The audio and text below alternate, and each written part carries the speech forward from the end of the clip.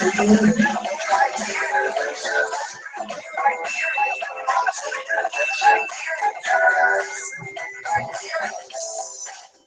we're lifted up into the spiritual domain, we begin to see a little bit differently. There's a broadcast going on. This broadcast comes from within you. It's a song that's singing within you. There is something within you that wants to express. There is something within you that wants to come forward. You are anointed and appointed by the Spirit as the image and likeness of divine and ultimate reality. As we make in that domain, we bring heaven to earth as a spiritual practice. Wake up and think to yourself, I'm taking an adventure in paradise. And guess what?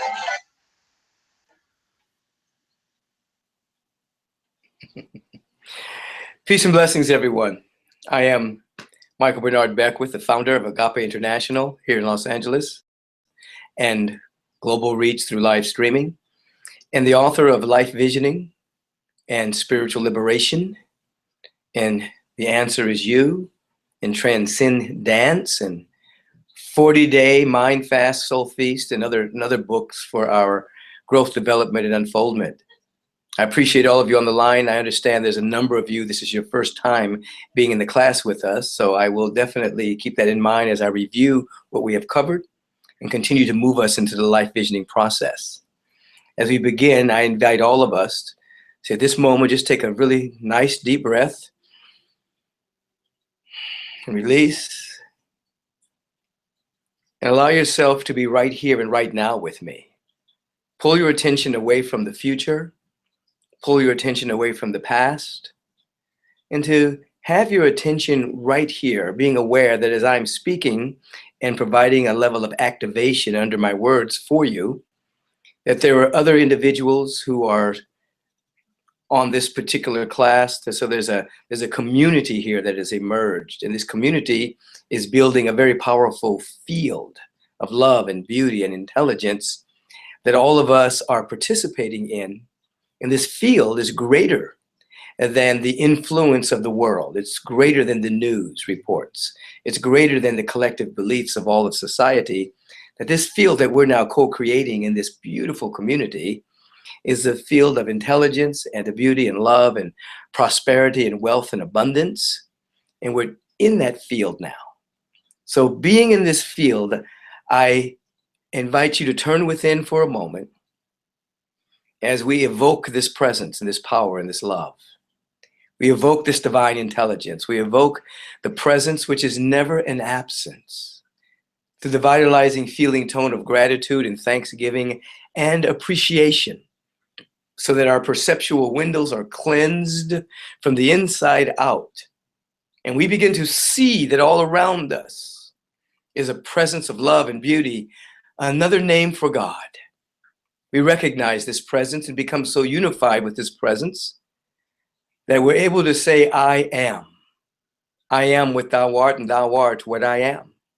No distance or separation whatsoever. And the word that is being spoken is the word of the I am. Naming these precious moments together, magnificent to the tearing down of any seeming stronghold, to negativity, any stronghold of anything that would hinder, delay, block, or obstruct the fullness of life from expressing through us right now. I embrace the idea that something wonderful is happening, and it's happening to, through, and as us right now. These are great moments together, and I let it be now and forever, and so it is. Amen.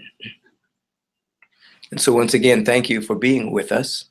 Last week, we went over the idea that each of us are spiritual beings that have chosen to be here on this planet, that this incarnation is a choice. We're not here by happenstance or by accident. We are here because we chose to have a human incarnation, a spiritual being having a human incarnation, that our life did not begin when we were conceived in our mother's womb. Our life began even before our parents were born.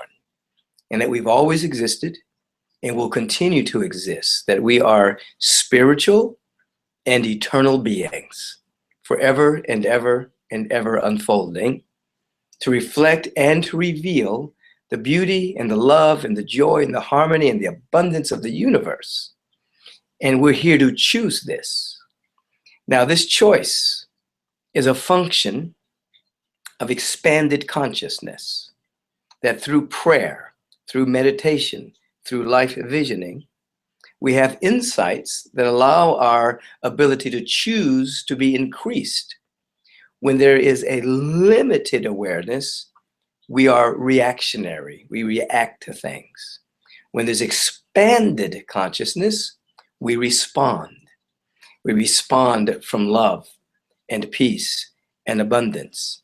So we are here to expand our consciousness so that we can choose every single day, that we can make a choice every day that we're living in a land of abundance, that we're living in a land of peace and harmony and wholeness, that we're living in an environment of rich opportunity and infinite possibility, because we are. We're living, moving, and having our beingness in the presence, which is never an absence, but we just can't see it. Filters are preventing us from seeing the world the way it really is. As I spoke to it a little bit on Sunday, that we have created a construct for ourselves similar to what was shown in the movie The Matrix, where they created a construct that was their belief about reality, but it wasn't real. Human beings are living in a construct of reality and are agreeing with each other about this construct. They agree that there's lack and there's limitation and there's not enough. There's scarcity, there's separation, there's evil, there's all manner of things going on within this construct. But when we deconstruct the construct, we're living, moving, and having our beingness in a grand presence of beauty and love. The song you listened to at the beginning of the class was called Adventure in Paradise. And I'm singing on that particular song, we're on an adventure to paradise, and I'm taking you with me. We're on an adventure to heaven, paradise, ever-expanding good, and I'm taking you with me. And so one of the key elements of expanding our consciousness is the vibratory feeling tone of gratitude. It cannot be spoken of enough. Gratitude is very powerful. Now keep in mind, I am going to review the 4 stages, and I am going to move us into the life visioning process. We're actually going to do visioning together. I'm just setting us up right now. So gratitude is one of the key components to expanding our awareness. To wake up every day and to go to bed every night with the vibratory feeling tone of being grateful moving through us. I don't know about you, but I can remember my parents and other people's parents in the neighborhood saying to their children, if you don't stop crying, I'm going to give you something to cry about. You guys remember that? Parents ever say that to you? Well, the universe says something else. The universe says, if you don't stop being grateful, I'm going to give you something to be grateful for. That's how the universe operates. If you maintain a dynamic sense of gratitude, thanksgiving, and appreciation, then the universe, which is the manifestation of the order in the mind of God, the universe and its universal law, gives you more to be grateful for. If you're just grateful for nothing, the universe finds something for you to be grateful for. So there's 3 levels of gratitude. Counting your blessings, waking up and finding out what you're grateful for. I'm grateful that I can hear. I'm grateful that my heart is beating. I'm grateful that I have a roof over my head. And then you extend that. I'm grateful for the challenges in my life because they're making me stronger. I'm grateful for the challenges in my life because they're activating talents and gifts within me. I'm grateful for challenges in my life because the potential within me is bigger than any challenge and it's being activated. It's making me become more myself. And then the third level of gratitude is I'm simply grateful for nothing at all. It's a very high state of consciousness.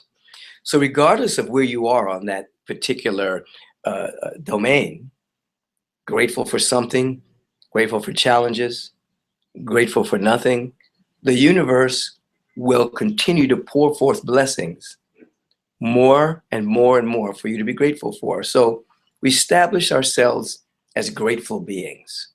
Secondly, the other vibration that we must be encouraged to have in our spiritual practice on a regular basis is forgiveness. For forgiveness is the giving forth or the releasing of toxicity that's in our being. When we are living with resentment and bitterness, those thought forms of resentment and bitterness and animosity, they're within us and they produce after their own kind. And they create more and more and more toxicity, which prevents blessings from coming into our life. As a matter of fact, debt is oftentimes an outpicturing of unforgiveness. Why do I say that? When you analyze unforgiveness, the underlying thought is somebody did me wrong and somebody owes me something. Somebody owes me an apology. Somebody did something, they owe me something. And so if we're walking around thinking that somebody owes us something, our message to the universe is, I'm missing something. I'm in lack. And the universe, through its law, responds to that feeling of missing with debt, with lack. And so forgiveness frees us from someone owing us something as a mental construct and frees up that negative limiting energy, those limiting thought forms, transmutes them, so to speak. And we find that once we're in gratitude and once we're living a forgiving life, 70 times 7, which means a way of life, we become free. We're grateful. We don't take things personally. We feel more and more free. And the universe can then use us. The presence can then use us. So keep in mind that we're talking about something that is loving and lawful. The presence is divine love, total givingness of itself without any withhold whatsoever. And we're talking about that which is lawful, the universal law of mind and action responds to our chronic thoughts, our perceptions, and our beliefs lawfully. So if you feel unworthy, if you feel in lack, if you feel that you don't have, then the law responds to that and produces that kind of perception in you, which produces that experience. Remember the scriptural statement, I think I might have mentioned it last week, to he or she who has, more shall be given, but to he or she who has not, even that which they have shall be taken away. That's a law.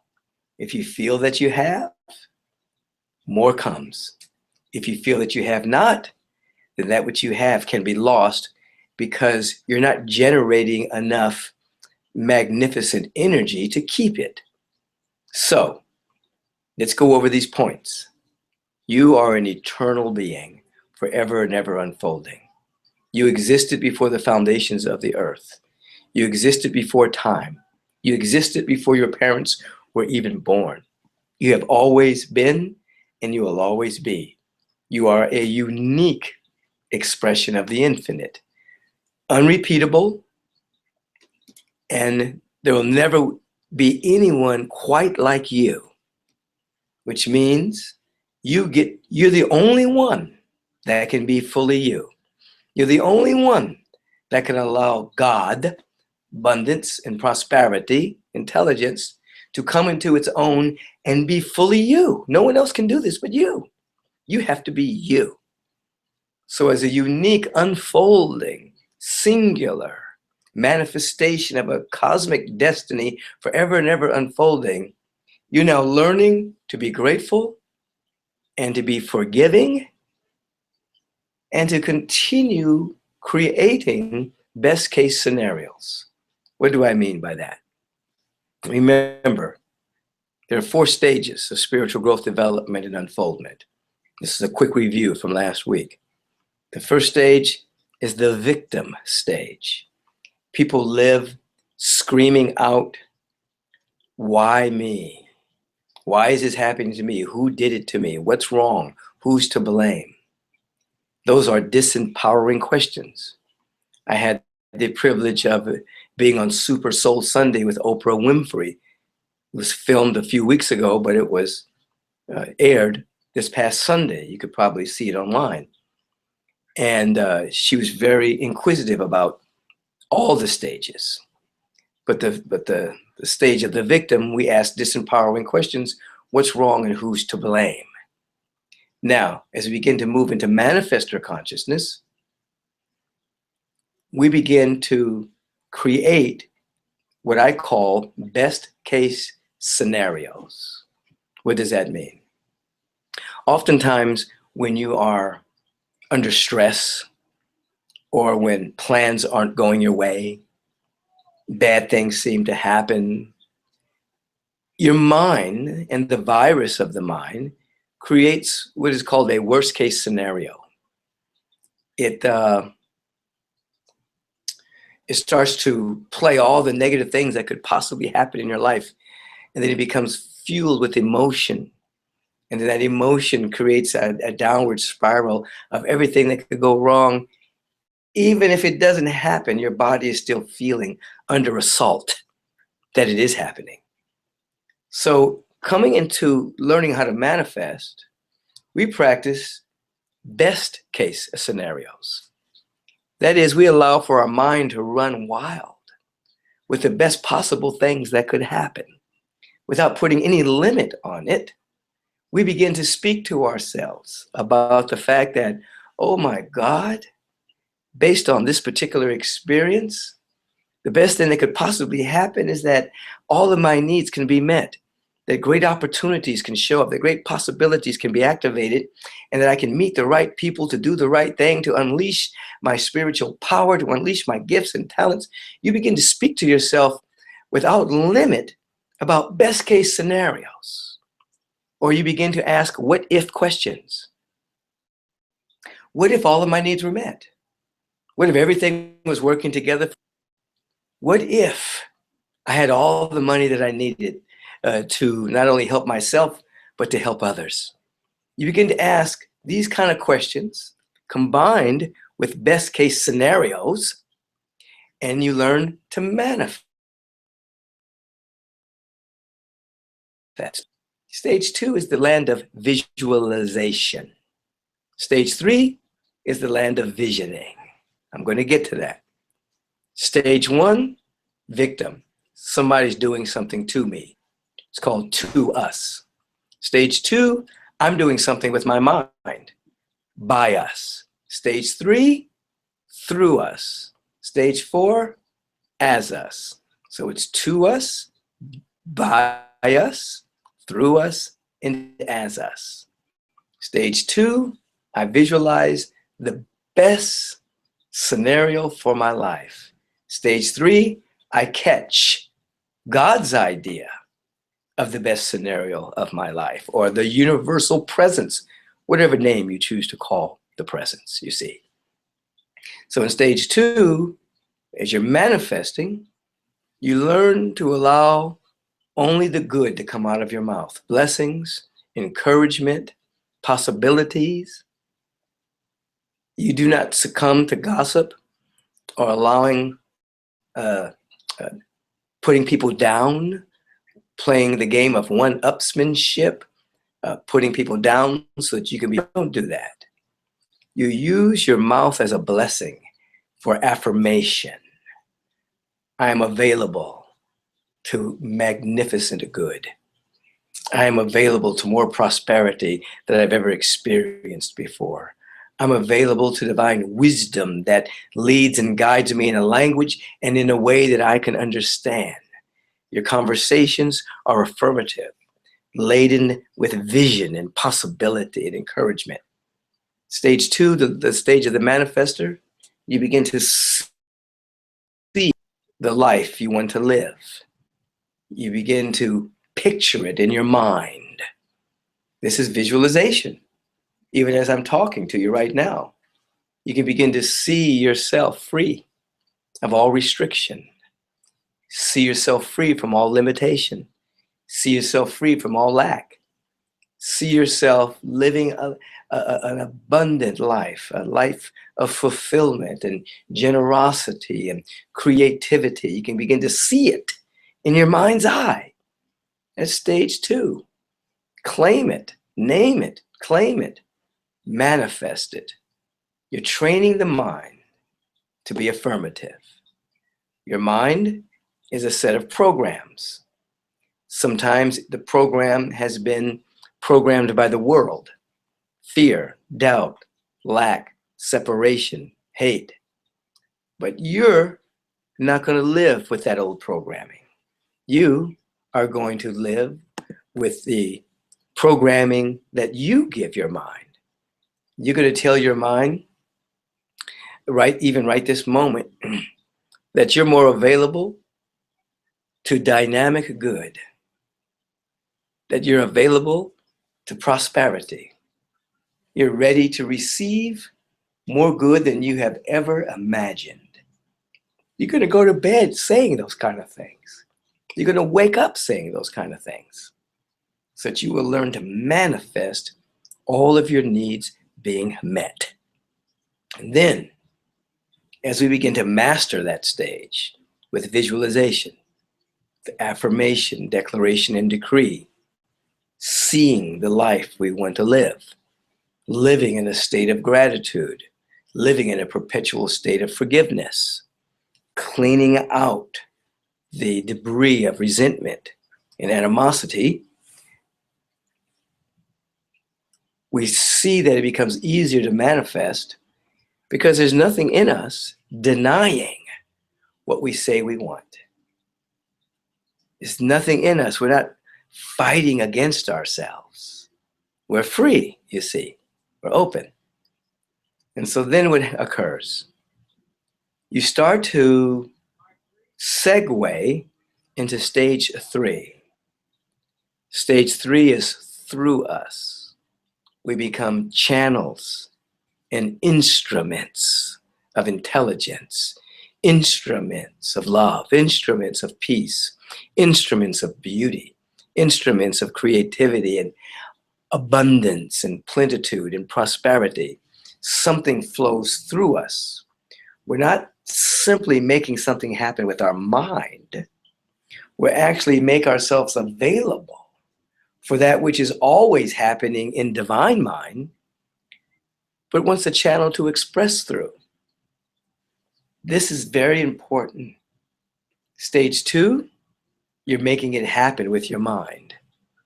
Stage 3, you're making it welcome with your heart. Stage 2, I can make it happen if I can see it and conceive it, I can achieve it. Stage 3, beyond my imagination, I begin to be receptive to what I can't even see with my eyes. And so it shocks and surprises me as to how good it is.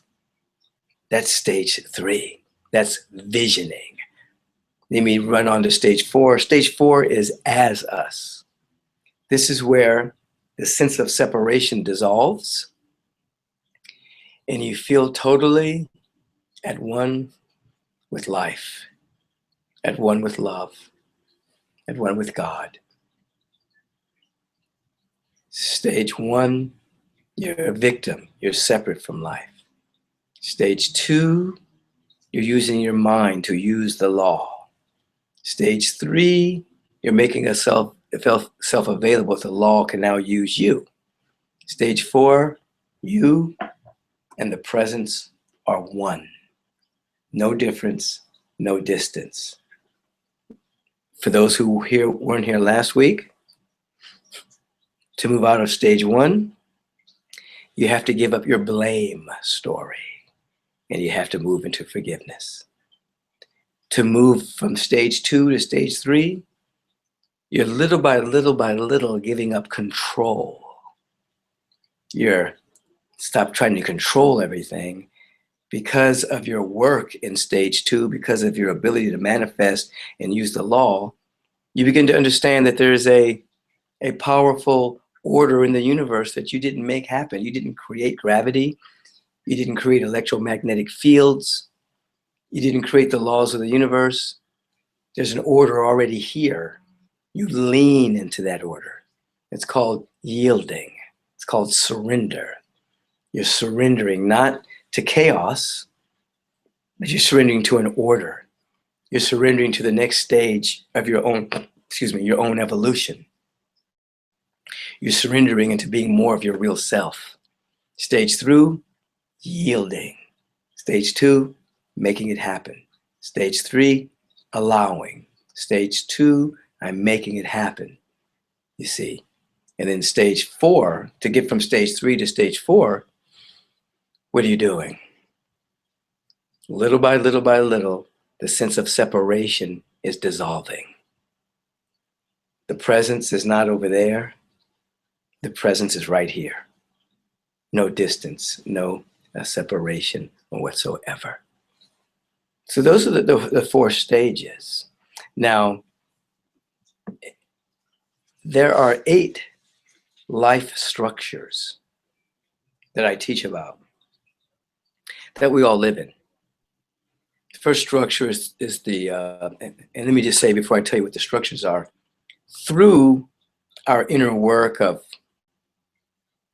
manifestation stage and channel stage, we learn to stabilize these structures so that the structures are so strong that a lot of energy can flow through them.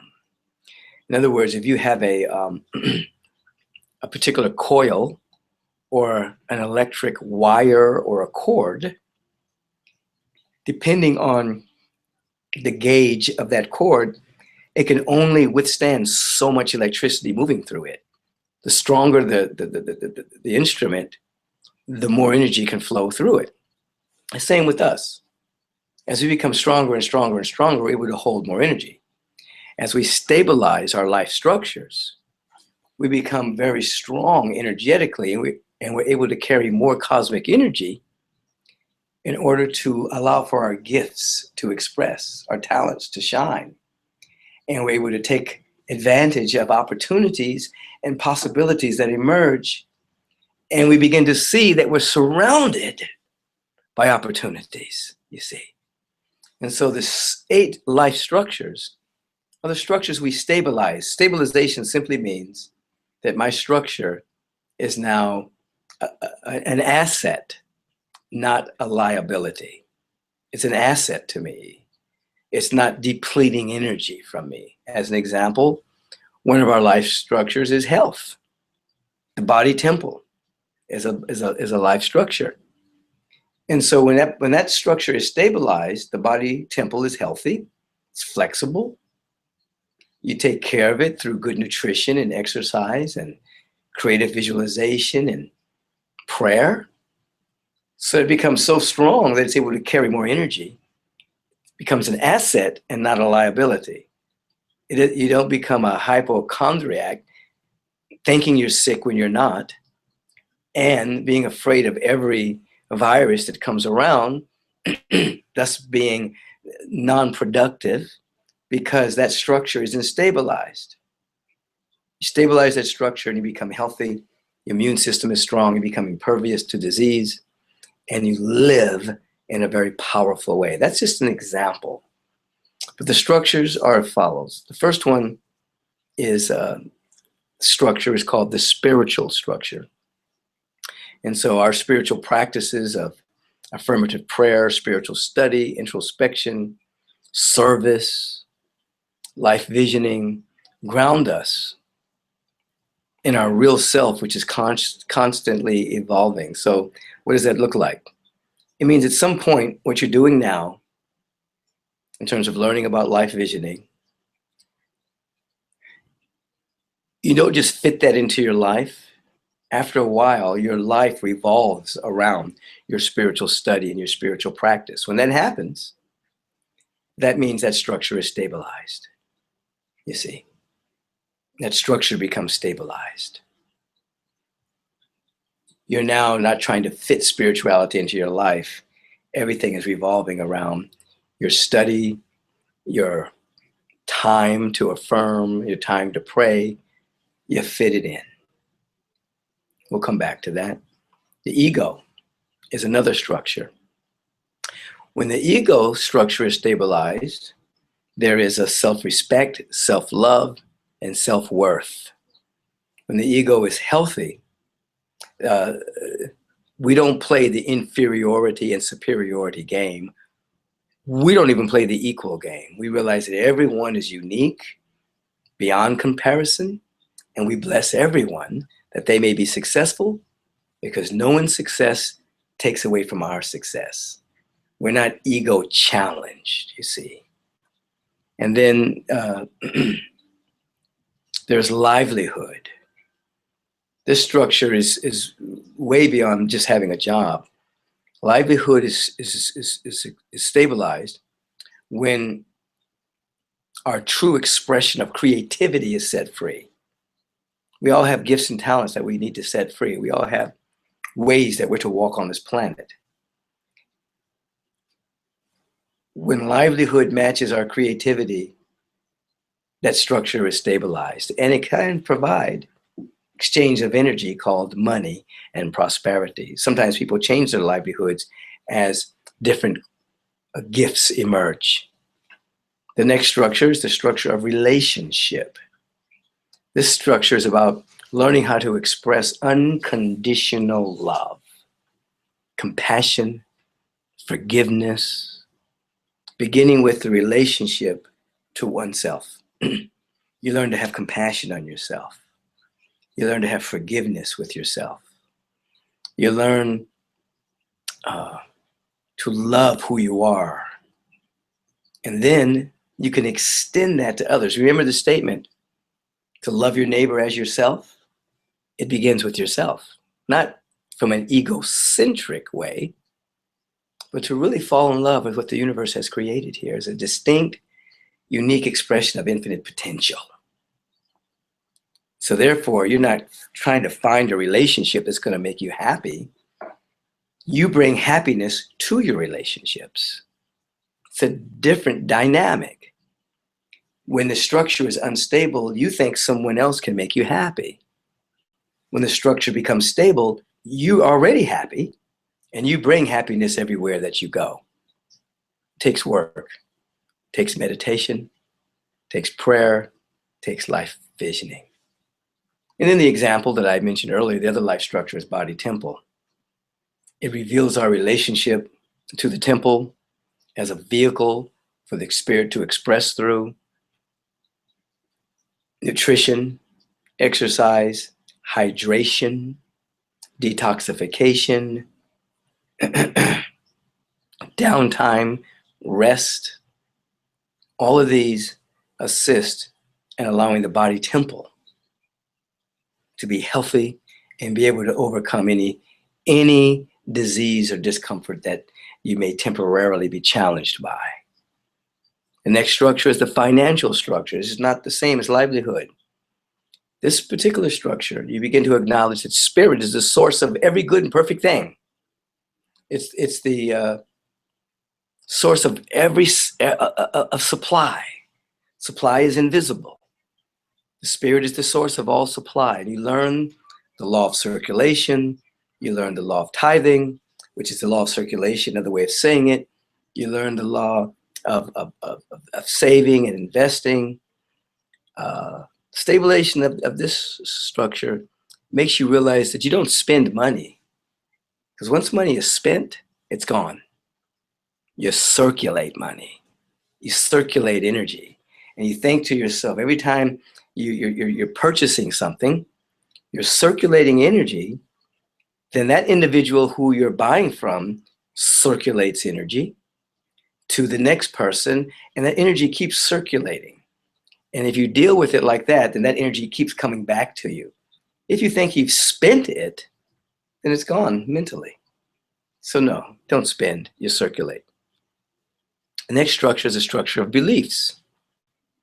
Now, as I've written here, people have beliefs, whether they are religious, political, cosmological, but until we embody our beliefs, we feel the need to prove and argue about our beliefs. When we embody them, we don't have to prove them anymore. When you know that 2 + 2 is 4, you don't really believe it, you know it, you don't argue about it, you just do your math. And so this particular structure, when it's harmonized, we wake up and realize that what we say we believe, we're actually embodying it. It's not merely a belief. So that's a full-on class in and of itself. The last structure is community. This is life structure is about conscious recognition of our interconnectedness with all beings. When stabilized, the constricting boundary of living life on the me plan dissolves, and we live life for we.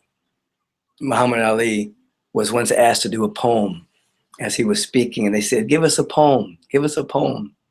And he created one of the shortest poems in the world. He said, me, we. When we stabilize the structure of community, we live in a consciousness that includes all of us.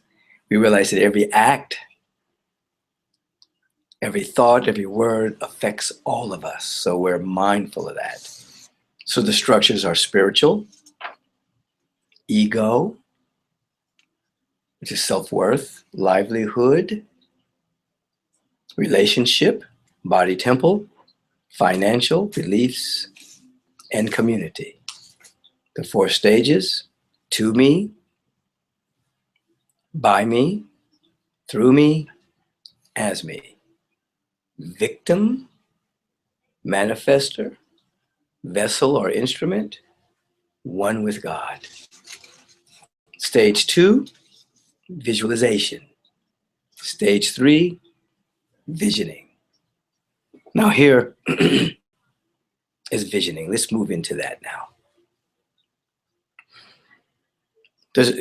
I said earlier that the universe will answer every question that you ask.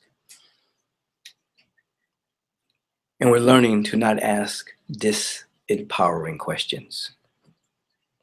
We're asking questions that empower us. In the life visioning process, we begin like this. We establish ourselves in a field of meditation, surrounded by love, and then we ask. And I'm going to go through this with you, but I'm going to give it to you first, then we're going to practice it. We ask, what is the highest vision for my life? What is God's idea of itself as my life? What's trying to emerge in my life? What gift is trying to unfold in my life? We ask these kind of questions because we know when we ask a question sincerely, the universe, through its law, will answer those questions. And as we begin to listen with our inner ear, the ear beyond the ear, we begin to listen. We start to feel and see and sense a vision for our life. How do we know it's from the spirit, the higher self, or just something we're making up? Through practice, you're able to tell the difference. If it's just from the limited ego, sometimes it's just up for you. If it's from the spirit, what the vision will entail will benefit everyone. Whenever it comes from the spirit, no one's ever hurt and no one ever loses. Everyone wins. If it's from the ego, you may win, but somebody else may lose. So we ask, what is God's idea of itself as my life? What's trying to emerge? And then the second question we ask, what is it What must I become in order to manifest the vision I'm now beginning to articulate? What must I become? This is the question that keeps us on our growing edge. We're always changing. We just want to participate in our own change. We want to change for the better. So when we ask, what must I become? We're saying, where must I grow? Where must I evolve in order for this vision to manifest? Because we can't have what we're not willing to become in consciousness. We can't have what we're not willing to become. It's an impossibility. We may be able to get something temporarily, but we will not be able to hold on to it because vibrationally we haven't become it. So we ask, what must we become in order to manifest the vision? Third question, what do I have already that can be used in service to the vision I'm now learning to articulate? What do I already have?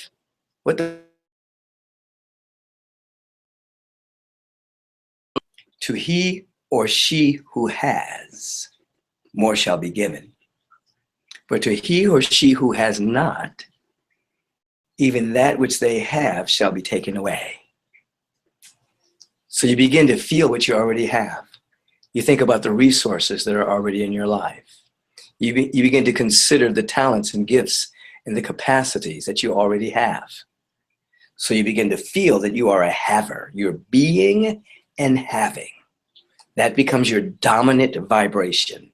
Being and having.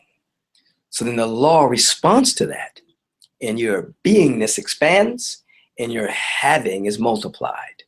Does that make sense? I think it does. Now, the next question we ask, and we're going to do this, by the way. What must I let go of that no longer serves me? What used to serve but doesn't serve me now that I'm willing to let go of? Now, we ask these questions without censorship or denial or blame or shame. This is an awareness exercise. We're just asking a question and becoming aware. What no longer serves me? What habits no longer serve me? What speech? What kind of conversations? What kind of food?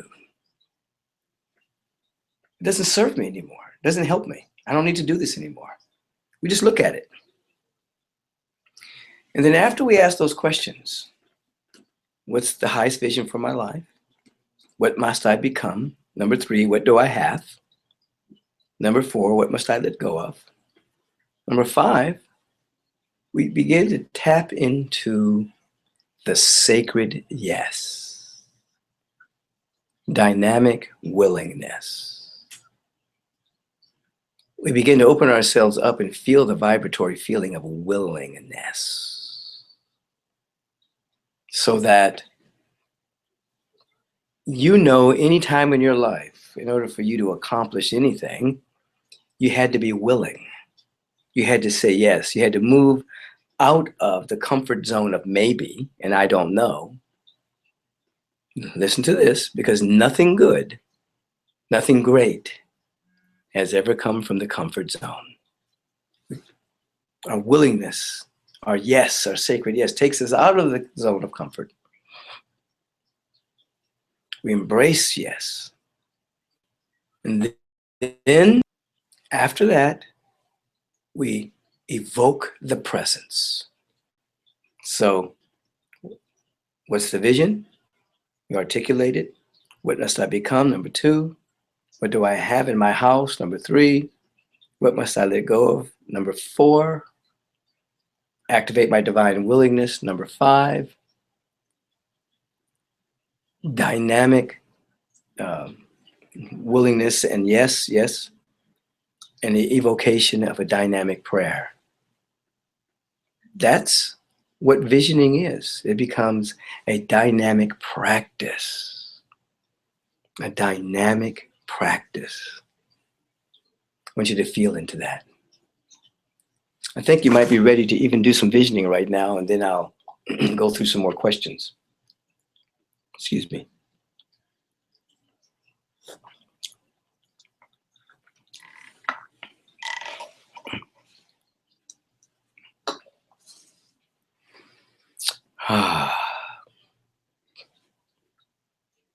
I'm feeling good about you guys. So this is what I want you to do.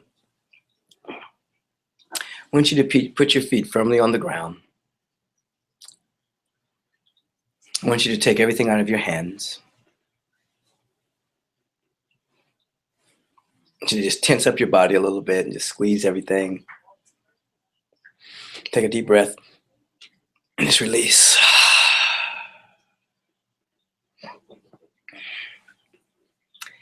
I want you to have your back straight without being rigid.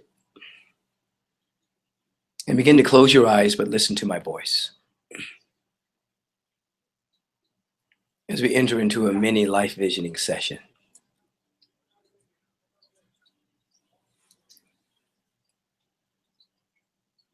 As you close your outer eye and you hear the sound of my voice, I want you to remember a time in your life in which you felt the vibration of unconditional love. That's number one. Perhaps it came through the touch of a grandparent, a friend, a lover, an associate, a pet. Just tap into the feeling tone of unconditional love. Feel what it feels like.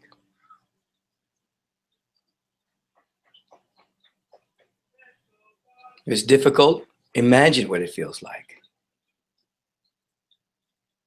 And begin to feel what unconditional love feels like. It's a field of love and total givingness. I'm going to invite you to take a breath, and when you hear me clap my hand, you're going to multiply this feeling times 10. Breathe in, hold, release, multiply times 10. The feeling tone of unconditional love. Take another breath, breathe in, a little bit more air in. Suspend it. The feeling tone of unconditional love, multiply times 50. You're in a field of safety and a field of unconditional love. Yes. We're going to do it once again, and we're going to multiply times 100. Breathe in. A little bit more air in. Suspend it. Release. Times 100. So you're living in a field now of unconditional love, magnified 10, 50, 100. Exponential growth in the feeling tone of love and safety and well-being. Now in this field, we're now going to enter into a very empowering question. I want you to ask, what is God's idea of itself as my life? Or begin to ask, what is the highest vision for my life? Or begin to ask, what's trying to emerge in my life right now? What great gift is trying to emerge in my life right now?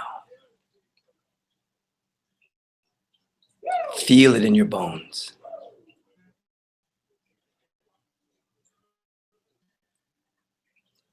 We're participating in the vision process by asking a question from a deep sense of love. What's the universe up to with my life? What's trying to be born through me? What gifts, talents, and capacities are trying to emerge through me right now? Listen.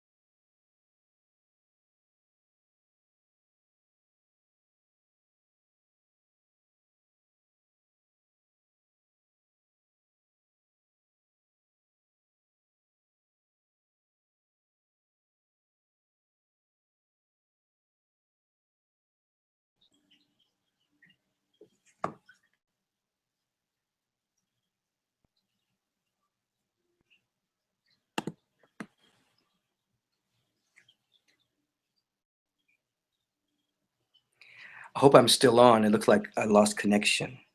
Let me see. Am I still on?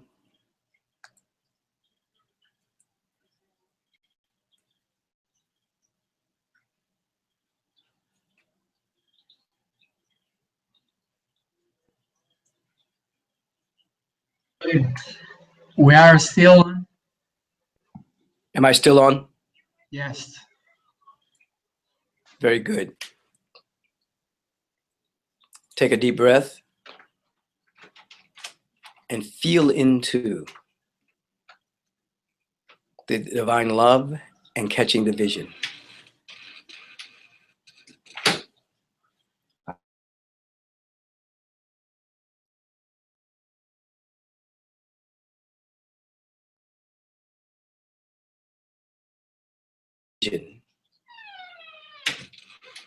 Whether it is a sight or a sound, an image, a feeling. Don't judge it. Don't censor it.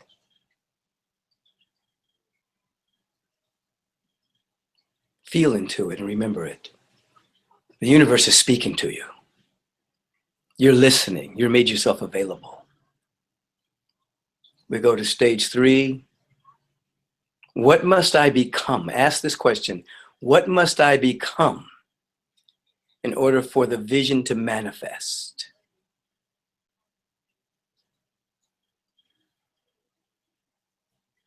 What must I become? What is my growing edge? Where must I grow? Where must I change in order for this great vision to happen through me? Again, this is not to elicit guilt. It is just an awareness.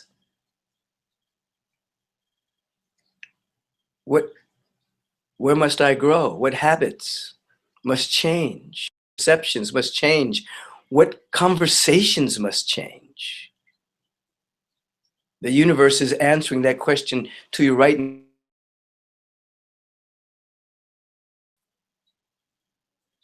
It's just showing you where you can grow now. So you're simultaneously available to the vision of your life. At the same time, you're catching the vision. At the same time, you're catching where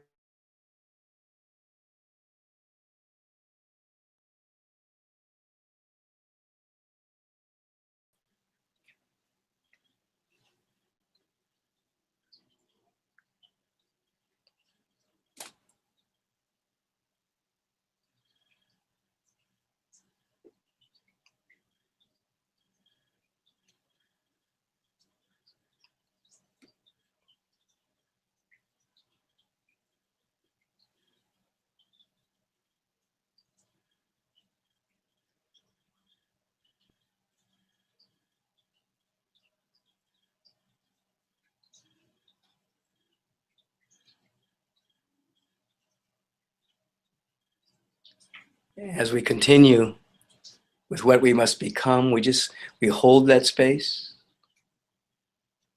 and we ask, what can I now let go of that no longer serves me?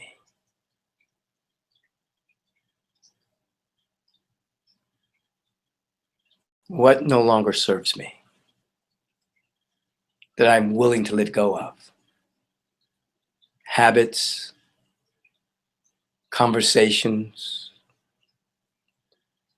what no longer serves me? This is an awareness exercise.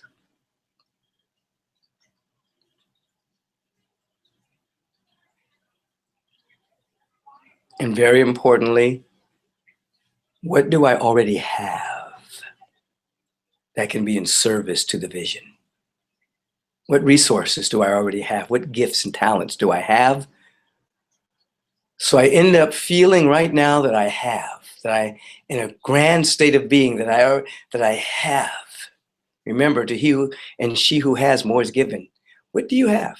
What resources do you have? What talents do you have that you might be sitting on, that might be latent, that might not be fully developed, but they're within you?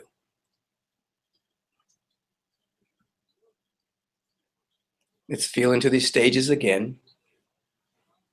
1, the feeling tone of unconditional love and safety. 2, what's the divine vision for my life? 3, what must I become in order to manifest this vision?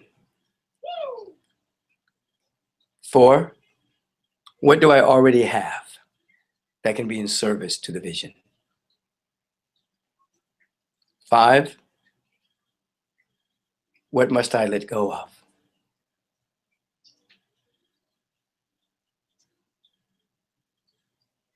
Be with those now for just a moment.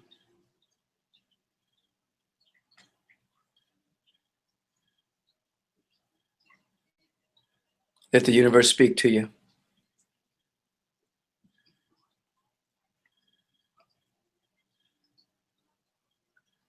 Now,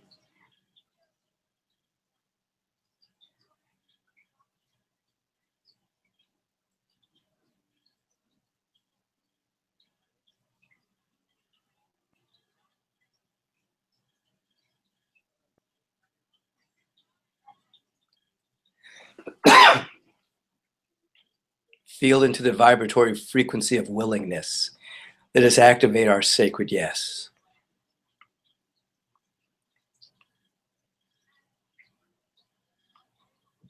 Feel what yes feels like. Beyond no, beyond maybe, a soulful commitment. Feel into yes.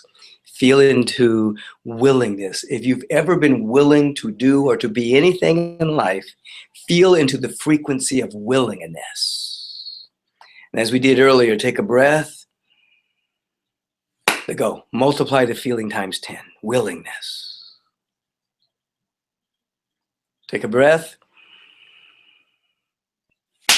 Multiply it times 50. Willingness. I'm willing. I'm willing. Take a breath. A little bit more air in, please. Let go. The vibration of willingness is all about us. We become willing and we say yes to the vision. Give yourself permission. We say yes to our becoming. Becoming more, never less than our true self. We say yes.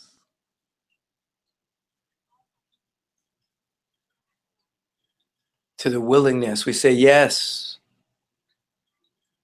The willingness to become, yes. The willingness to embrace what we have. Yes, to letting go what no longer serves us. It begins with the willingness. Where there is willfulness, there's a wall. Where there's willingness, there's a way. Yes.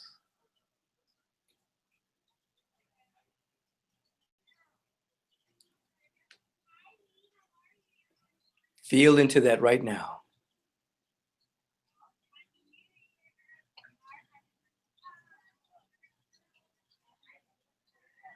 And from this dynamic consciousness of willingness,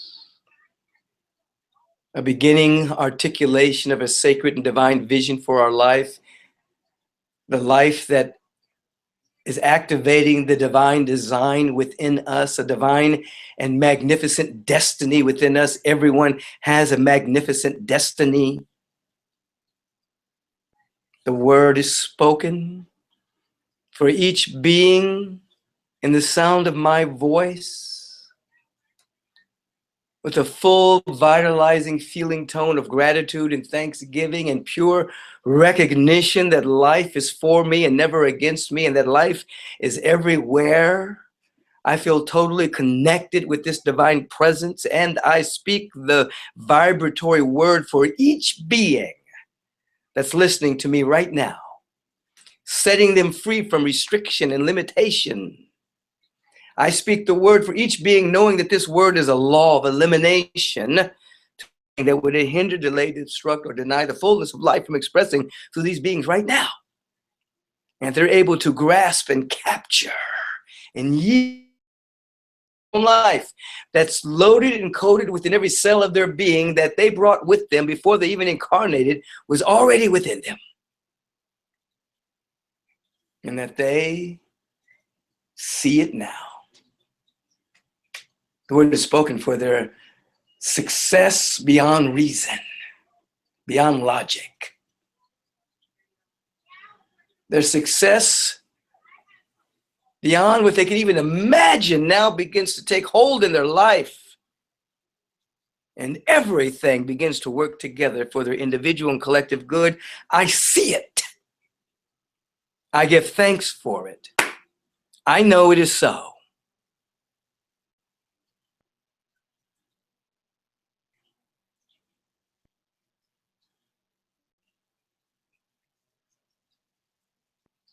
I feel it in my bones.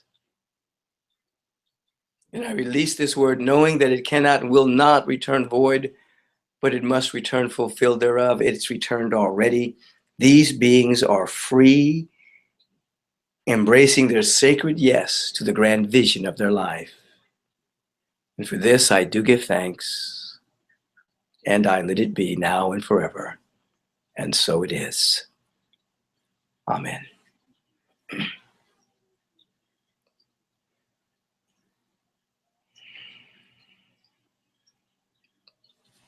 Now, slowly open your eyes and take just a moment to write down any key phrases, any key things you've seen where your vision is concerned, whether it's a feeling, an impulse, a full-on vision, a sacred sign or a symbol or a sound. Write it down. It may not make sense now, but it will later. Write it down. Write down to the best of your ability what you must become now, where you must grow. Write down what you already have in your house.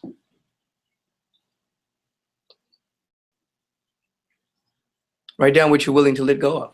No longer serves you anymore.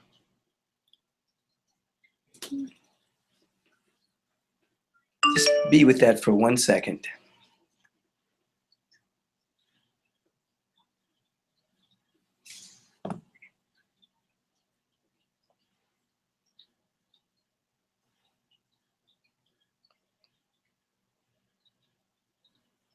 And just remember that.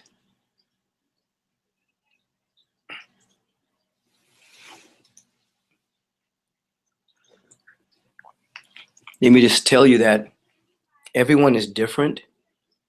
Some people are more visual, they see things. Some people are auditory, they hear things. Some people are very kinesthetic, they feel things. Some people are very intuitive, they catch things, they're able to intuit it without a feeling. Some people, and many people, are a combination of everything. They kind of feel it, they kind of see it, they hear it. And if nothing came through for you at this time, that's okay. You're just planting seeds. And what you may discover, what many people discover, is that it doesn't happen in the formal vision setting. It happens in a dream when they're about to fall asleep, or sometimes they're daydreaming, or sometimes they're doing something else, and a vision will come into their mind because they set something in motion through the life visioning process. So what I want you to do is become a student of life visioning. I want you to practice it on a regular basis as you practice sacred meditation, as you practice affirmative prayer, as you practice stating your affirmations. I want you to become a student of life visioning, so this becomes a regular part of your spiritual practice, so that you'll begin to become sensitive to the still small voice. There's so much power in you. There's so much brilliance in you. There's so much love in you. There's so much success waiting to express through you, because this spirit never made a meaningless act, never did a do-over, never repeated itself. You are a unique expression of infinite potential, and you're here to flesh it out. You're here to bring it out of yourself, to participate in your own unfolding. So remember, even as we in the class, not right this second, But after I go through some question and answers here, remember this and keep writing things down as they come to you, and keep practicing the life visioning. I'll give you another moment if you need just another moment to write.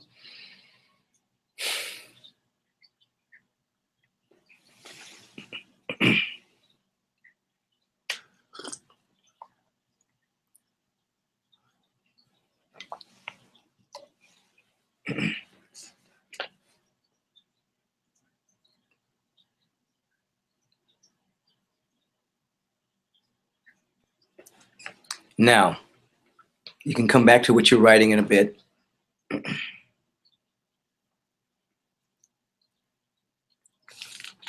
11 questions got sent in from you guys,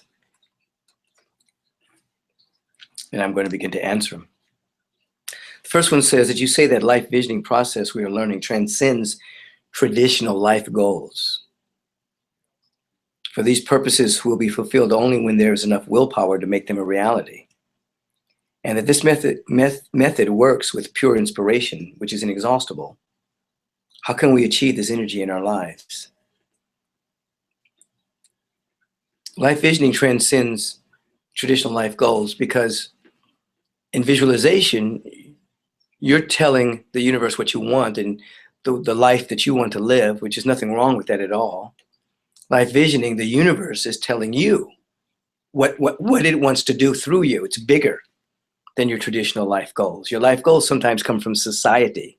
Sometimes you inherit them from your parents. So they're limited, not bad, just limited. And sometimes they don't fit you. But when you do the vision process, that which fits you begins to come through. And when you practice it on a regular basis, you get something that is called inspiration. In other words, motivation happens when someone from the outside tells you what to do. They motivate you. Again, there's nothing wrong with that. Inspiration is when you're pulled by a divine idea that comes from within you. You're inspired. Inspiration is the thought of God. It's inexhaustible. God is always trying to think through you. So motivation, external.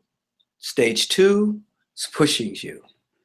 Inspiration, stage 3, it's internal. It pulls you. Motivation pushes, inspiration pulls.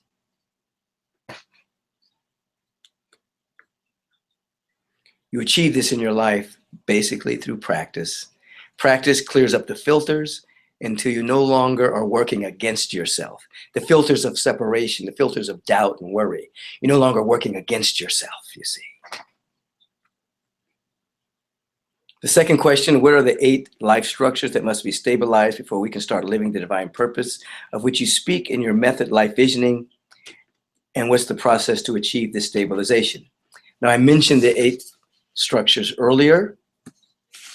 I'll briefly mention them again. The first one is the spiritual life structure.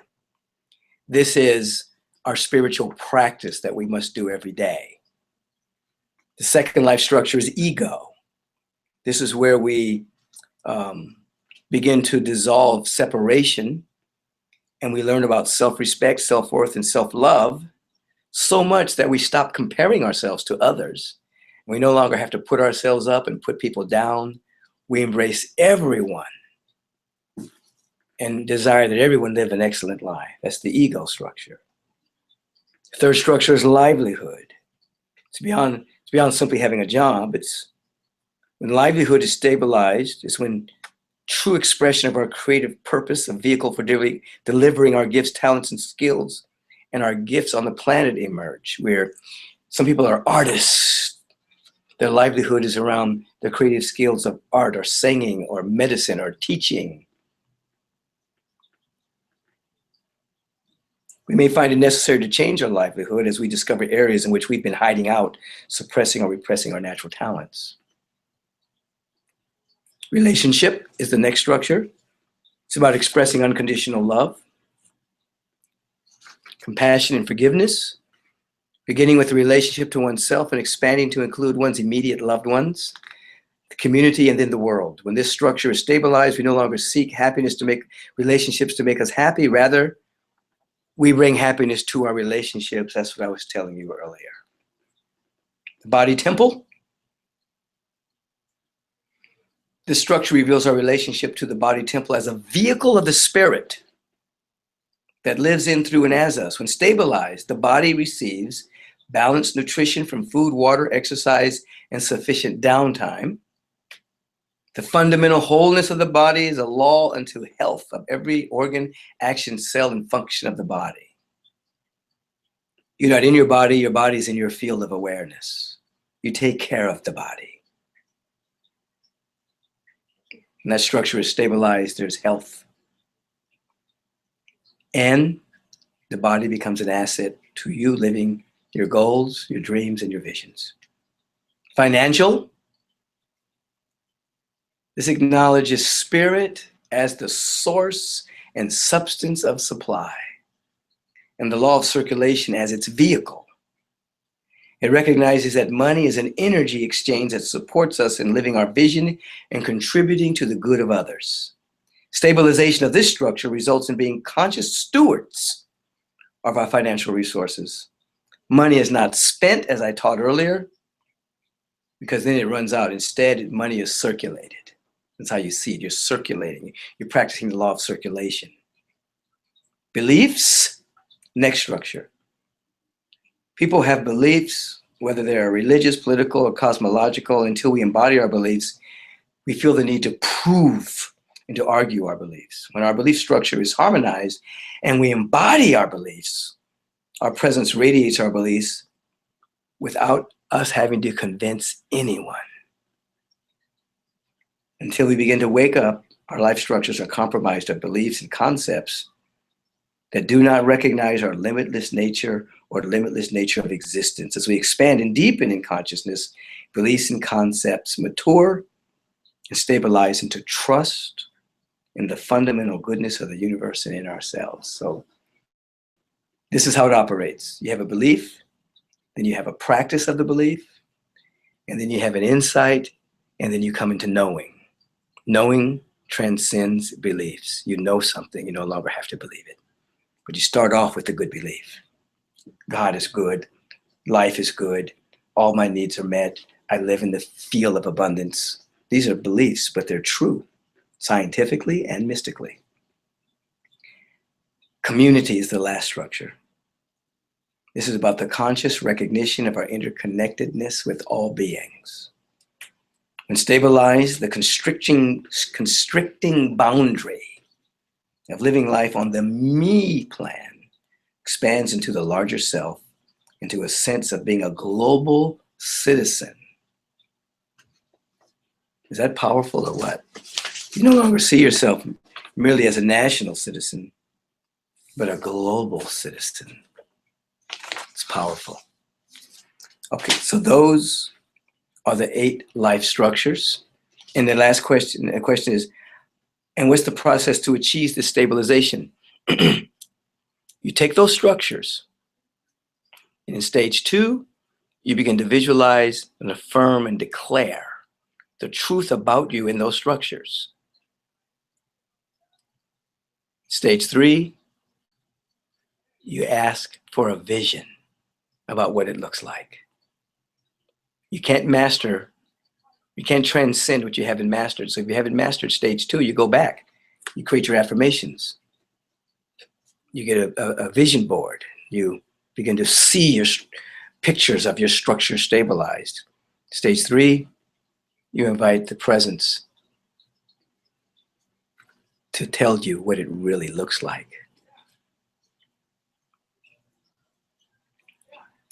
Question number 5. How can we materialize what you call the manifestor consciousness in our lives? What specific phrases should we repeat to ourselves to make our dreams come true? You mentioned something like give thanks for the things that are not there, like if they were. So how will we write our affirmations? You write your affirmations 2 ways. One way is I am. You say I, you put your name there. I'll use my name. I, Michael, am poised, confident, articulate, and spiritually powerful. I, Michael, am poised, confident, and divinely prosperous. I, Michael, am a dynamic vehicle of transforming knowledge, creative intelligence, and divine creativity. So you say I am, put your name there, and then create the quality that you want to manifest. But you say it as if it's already happening. Now, if you find resistance, if the mind chatter is too resistant and says, you're not those things, that's not true, you're not prosperous, you're not healthy, you're not confident, and it's too loud for you, then you begin by saying, I am willing. I, Michael, am willing to be the poised, confident, articulate, and spiritual master that I am.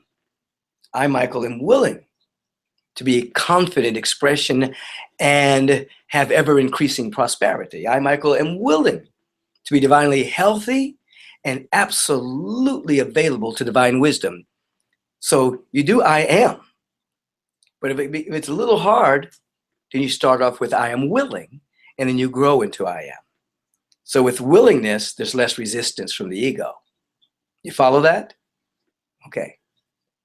Number 6, can you explain the shape shifter channel technique, which works by bringing energy and vibration from the more developed areas of our life into those areas which lack excellence, thus creating a balance? Yes.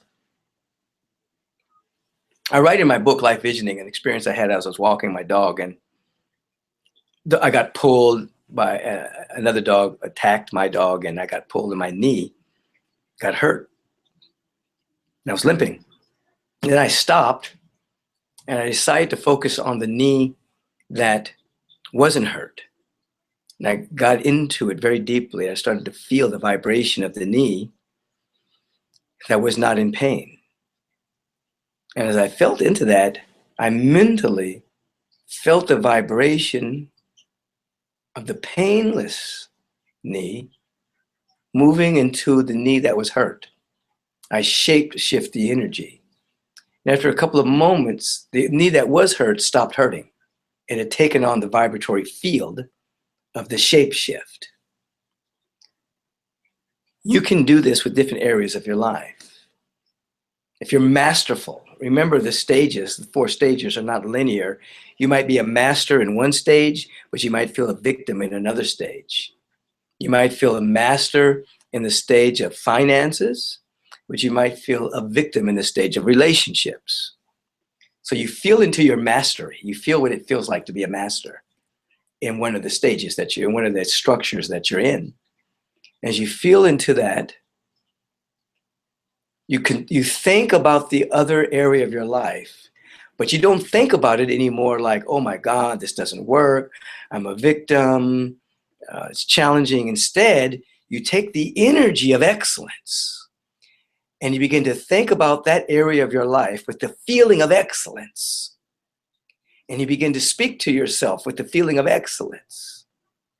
Oh my God, I'm a master in this area. I'm loved and appreciated. I have great friendships, great associates. You just change the field of mastery from one stage, because listen, we are vibratory beings. We are vibration. We're not flesh and bone. We're vibrations. You see, we're thought forms. We're vibrations. Light, luminous beings. Where it's really condensed, there's stagnation. Where there's a mastery, there's expansion and free flow. So you're lifting your vibration. And that's what you're doing. So right now, as I'm speaking to you, think about an area of mastery in your life, something you're really good at. And notice your energy coming up. You feel good about it. Now think about an area that doesn't feel so good. Now this time, feel good. Think about the area of mastery. Close your eyes and shift the energy to the area that you're victimized in. Just shift the energy there. Keep your energy up, but think about your life as a master in that area. Whatever that area is, it might be health, might be prosperity. Feel it. Okay. And you do that on a regular basis. And as you lift your vibration, then the universe brings to you opportunities for growth, and you begin to change your life from the inside out, not from the outside in. But what's the key word? Practice. You have to do something every day. You have to practice these principles, you see.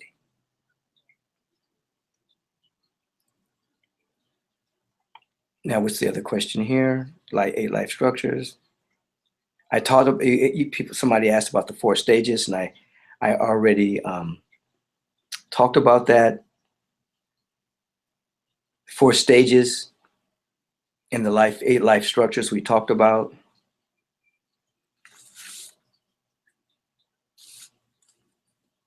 Can you please point out what is victim behavior that you indicated, and how do I overcome it? I think we talked about that. Victim behavior says every victim has a blame story, and every victim blames someone else for the negativity that's happening in their life. How do you overcome it? Through the power of forgiveness, self-forgiveness, and the forgiveness of others until you realize there is no other. You're just letting go of toxins out of your being. You see, forgiveness is what frees people from being a victim. The strongest people on the planet are the most forgiving, like Mohandas K. Gandhi, His Holiness the Dalai Lama, Martin Luther King Jr. I had the privilege of meeting 2 of those people. His Holiness the Dalai Lama I worked with on 4 occasions. I helped facilitate great meetings with him and other people. And Dr. Martin Luther King Jr. I met when I was 11 years old. Shook hands.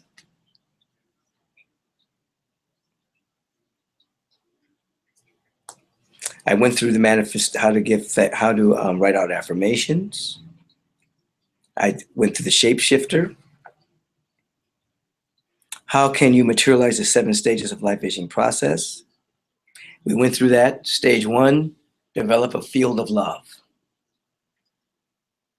Stage 2, you ask, what is the vision? Stage 3, what must I become? Question 3, what must I become? Question 4, what do I already have that can be in service to the vision? 5, what must I let go of? 6, sacred yes and divine willingness. I'm willing. I don't know how to do it. I don't have to know how. If I know what, I'll know the how. I become willing. 7, affirmative prayer. What is affirmative prayer? Affirmative prayer is not begging. It's affirming. You affirm, you begin with gratitude and thanksgiving, as I did with you just a moment ago. You begin to recognize that you're surrounded by a presence. You have a feeling that you're united with the presence, oneness. You declare that it's already happening. You have a realization. Oh, it's already done. You give thanks for it. And then you release the word and go out about your business. You see, those are the 7 steps of the visioning process. How should I begin the affirmations before bedtime to assist in living the life of my dreams? This is very important. You either write out an affirmation, as we discussed earlier, or you just write down what you would like to accomplish in your life. And you read it before you go to bed. So the last thing that's on your mind before you go to sleep is your affirmation or your vision. Some things you might have emerged from today. You write it down and you read it. Read it 2 or 3 times. 3 is a good number. So that as you start to drift off to sleep, your body is resting and you're going into a sleep, seeing and feeling your affirmation. I'm available to more good than I've ever experienced in my life. All of my needs are met. My business is very, very successful. It helps a lot of people and makes me very prosperous. My body temple is healing itself even as I sleep. Every organ is becoming stronger even as the body sleeps. You go to bed with an affirmation and then you wake up. When you put your foot on the ground, you wake up, you stretch a little bit, put your feet on the ground, and immediately enter into the field of gratitude. Thanksgiving for your life, that you have another day of living your vision. So gratitude You're going to bed with the feeling of your vision. You're waking up in gratitude. Powerful, powerful practice. Number 9 question. Is there a series of basic phrases that we could practice to get the full potential of our life? I love this phrase. I am available to more good than I have ever experienced, realized, or manifested before in my life. I'm going to say it a couple of times. I am available to more good than I have ever experienced, realized, or manifested before in my life. And you can take that word good and change it out. I'm available to more prosperity than I've ever manifested before in my life. I'm available to more health than I've ever realized before. I'm available to more love. I'm available to more joy. I'm available to more abundance, more intelligence. I am available to more wisdom. These are very powerful phrases because you're not limiting the phrase. You're saying, I'm available to more good. You can even say than anyone has ever experienced before. So you're not limiting yourself to what anyone else has done. So you can say, I'm available to more prosperity than anyone has ever experienced. I'm available to more prosperity than I've experienced. I'm available to more prosperity than I've ever imagined. These are powerful phrases that keep you open, available, unlimited to the illimitable good that you're living, moving, and having your beingness in right now.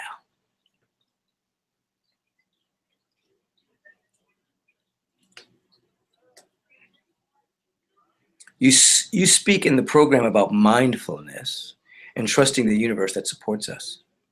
What scares me is not to be thinking of what I want all the time, getting used to my current situation and forgetting to be better and to get what I really want.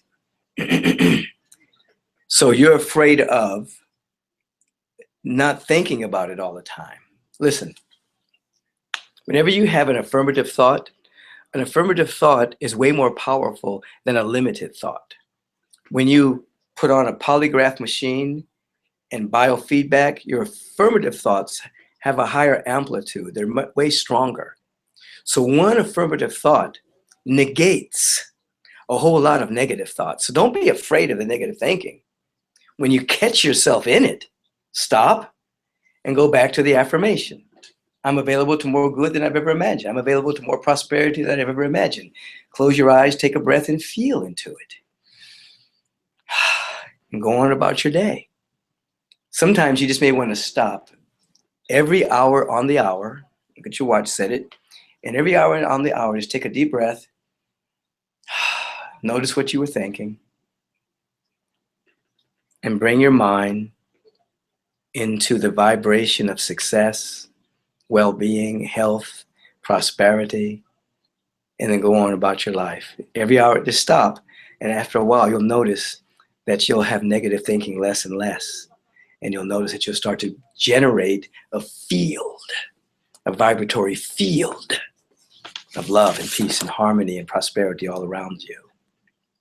Now, is it possible to get more details in Spanish of how to implement this process in our life? Have you published any books in Spanish? I'm in the process of doing it now. I was trying to have it ready by this class, but wasn't quite ready, but we're in the process of completing that very basic but wonderful book and having it translated into Spanish. So that'll be available soon. But you can go to Amazon and you can order The Science of Mind in Spanish. It's written by Ernest Holmes, H-O-L Holmes, H-O-L-L-M-E-S, Holmes, Ernest Holmes. I studied that philosophy for many years. It's called The Science of Mind, and it's written in Spanish. So you just go there and ask, find some mind in Spanish in the book. That's a good start. And it'll give you the basic laws, understanding of mysticism, the understanding of the law of mind in action. It's a good book. Just tell them that I referred you. So I think that's all the news fit to print today. We're just barely scratching the surface of of knowledge. Perhaps we'll come back again and we'll deal specifically with prosperity or specifically with relationships. But right now we've covered the life visioning, we've covered the 4 stages, basic affirmations. We've covered a lot of material. So I bless you. I thank God for you. I'm so privileged that this was set up. Thank you so much for setting this up, Daniel. And I'm available to answer more questions. You can always go to agapelive.com, AGAPELIVE, and watch the live services on Wednesday nights and Sunday mornings. You can obviously account for the time difference or go into the archives and watch it. You can also go to michaelbernardbeckwith.com and see what other things I'm up to and where I'm going to be and all that good stuff. So I think that's it for tonight. It is my joy to spend this last over an hour and a half with you. You can go to YouTube and you can watch my video of Adventure in Paradise from the CD Transcendence. It's a good CD. The whole CD is magnificent if you want to get it off of iTunes. Other than that, I'm really glad that this was set up. It's my joy to support you in your spiritual growth, development, and unfoldment, which continues forever. Yes? Peace and blessings. Thank you.